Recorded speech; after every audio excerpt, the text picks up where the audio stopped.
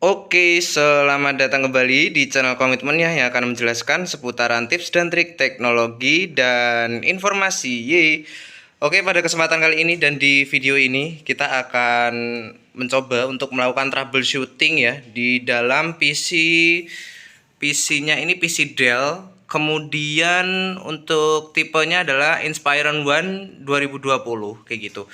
Nah, untuk gejalanya seperti apa? Untuk gejalanya adalah PC ini diidentifikasi melakukan bunyi bip secara terus menerus ya teman-teman ya, secara terus menerus. Kemudian mungkin bisa dianalisis, ini ada kemungkinan bahwa RAM-nya ini sudah terjadi kerusakan ataupun konsleting ataupun kotor ya seperti itu, ataupun kemungkinan dari daya itu nggak kuat, arusnya itu nggak kuat ya ataupun nggak cukup untuk menyalurkan tegangan ke PC ini kayak gitu ya, bunyi bip secara terus menerus. Kemarin sih pas sempet nyala ada bunyi bipnya ya, cuman ternyata HP saya nggak ngeluarin bunyi bipnya ya karena rusak, jadi input audionya nggak masuk dia. Nah, ini di record ulang kayak gitu. Kemudian untuk alat yang dibutuhkan apa aja? Tools yang dibutuhkan adalah obeng khusus kayak gini ya, obeng khusus untuk membuka baut-baut yang komponennya kecil.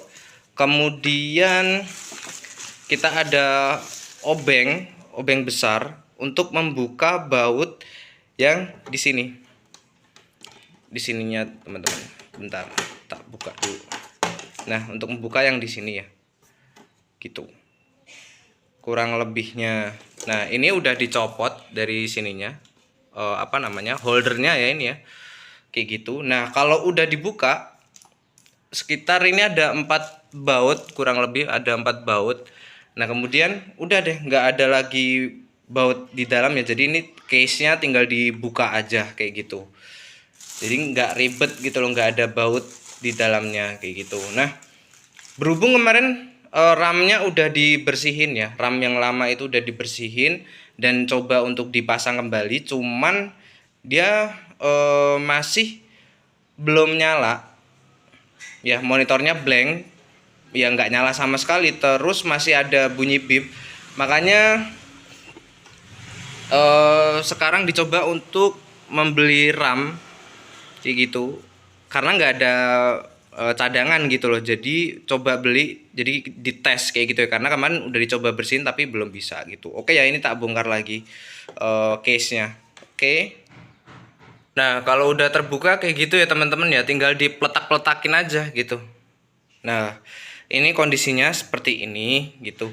Sebenarnya secara aktualnya ini bersih banget ya kayak gitu. Hitungannya bersih lah, bukan banget ya, hitungannya bersih. Paling di bagian komponen kipas ini ada kotor kayak gitu ya.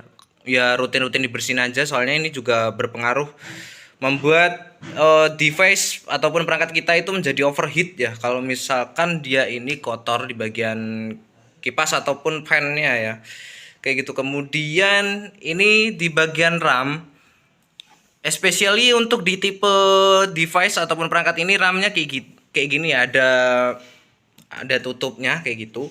Kemudian dibuka pakai kunci plus yang khusus gitu, ini ya, karena itu ukurannya kecil. Oke, akan saya coba untuk buka dulu ya. Oke, ini untuk ke bautnya sudah terbuka ya. Kemudian ini tinggal didorong.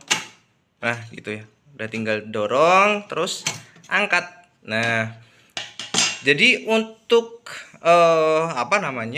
untuk slot RAM di sini ada 2 slot RAM ya. Jadi kalau untuk secara bawaan di sini RAM-nya ada 4 GB ya, 4 GB. Jadi kalaupun pengen upgrade ataupun ditambah bisa, karena masih ada space kosong ataupun slot satu lagi yang memang kosong gitu ya teman-teman ya. Nah, untuk membuka RAM-nya seperti apa? Untuk membuka RAM-nya gitu. Membuka RAM-nya ini kan ada pengait ataupun cantolannya di sini. Ya, ini. Nah, ini tinggal dibuka aja gitu. Sedikit dicongkel gitu. Dia udah langsung naik nanti. Sebentar ya, tangan saya cuma 2 misalnya. Ya intinya, nah dia udah langsung ke atas gitu sih. secara aktualnya begitu teman-teman.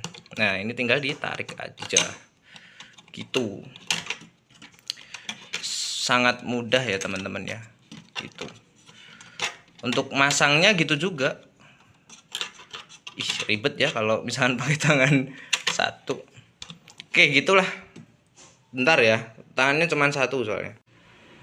Nah kemudian kita masuk ke penjelasan RAM-nya ya. Ini untuk jenis dari RAM-nya ini adalah DDR3 ditandai dengan ini ya, PC3L. Nah ini DDR3. Kemudian untuk jenis daripada RAM ini ya teman-teman ya, ini ditandai dengan 12800S ya. Kemudian ada satu lagi namanya itu untuk apa namanya, jenisnya itu kalau nggak salah 1600 ya gitu. Jadi beda ya teman-teman ya, 12.800 sama 1600 kayak gitu ya teman-teman ya. Ini DDR3 ya, perhatikan dari RAM-nya. Kemudian belinya juga harus sama tentunya gitu. Nah ini ya, harus sama juga gitu.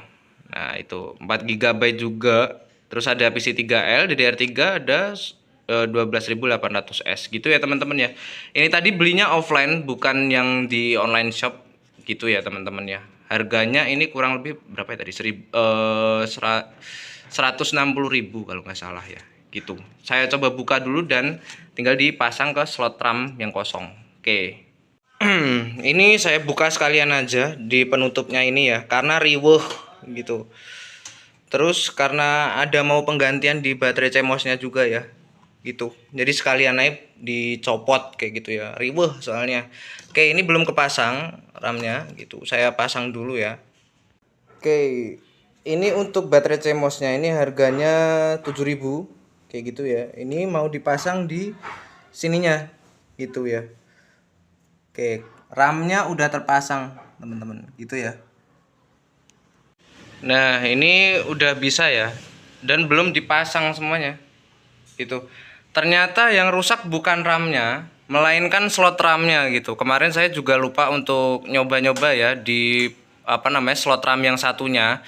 Jadi slot RAM yang rusak itu adalah slot RAM yang tadi udah kita colok RAM. Nah yang bener itu, ataupun yang masih sehat ataupun healthy itu yang RAM, slot RAM satunya lagi. Nah ini masih pakai RAM yang sama, bukan yang baru, cuman beda slot RAM aja. Ternyata dia udah bisa ya. Nah jadi mungkin seperti itu aja teman-teman, bagaimana cara untuk troubleshootingnya ya teman-teman ya. Jadi nggak usah panik dulu, jadi dicek-cek dulu RAM-nya kayak gimana. Kalau memang ada 2 slot RAM, alangkah baiknya dari slot pertama yang nyolok itu dipindah aja ke slot yang satunya lagi, untuk memastikan bahwasannya, siapa tahu kan case-nya ataupun kasusnya seperti ini, bahwasannya yang rusak itu di slot RAM-nya bukan dari RAM-nya sendiri gitu ya. Ini udah jadi kayak gitu ya teman-teman ya. Oke.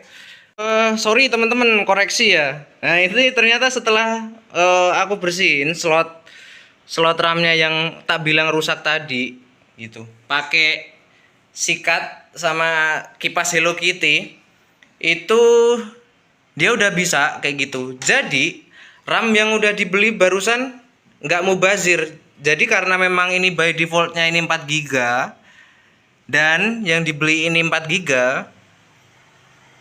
gitu ya, 4 GB juga. Jadi kita bisa pasang di slot yang keduanya. Jadi secara otomatis nanti untuk RAM-nya sudah 8 GB ya teman-teman ya. Ternyata setelah dibersihin dia udah fungsi lagi gitu ya teman-teman ya. Jadi mungkin saran untuk teman-teman kalau ada kerusakan yang serupa ataupun mengalami kendala yang serupa, bisa untuk coba dibersihkan dulu di bagian slot RAM-nya kayak gitu. Kalau kemarin yang saya bersihin itu, kesalahan saya itu di RAM-nya doang kayak gitu. Cuman nggak apa-apa ya, akhirnya kan nggak sayang kebuang juga kan gitu RAM-nya yang satunya lagi. Nah slot RAM-nya kemarin nggak tak bersihin, jadi cuman RAM-nya doang pakai penghapus. Ini mau tak tambahin dulu ke sini ya teman-teman ya. Oke. Nah mungkin kayak gitu aja cara untuk mengatasi bunyi bip pada RAM ya. Semoga tutorial yang saya sampaikan membantu teman-teman yang mengalami ataupun terjadi hal yang serupa ya teman-teman ya. Mungkin kayak gitu aja. Jangan lupa untuk klik komen, like, dan subscribe di channel Komitmen agar channel Komitmen selalu bersemangat untuk membuat video yang bermanfaat tentunya untuk teman-teman ya. See you. Ini mau saya pasang dulu.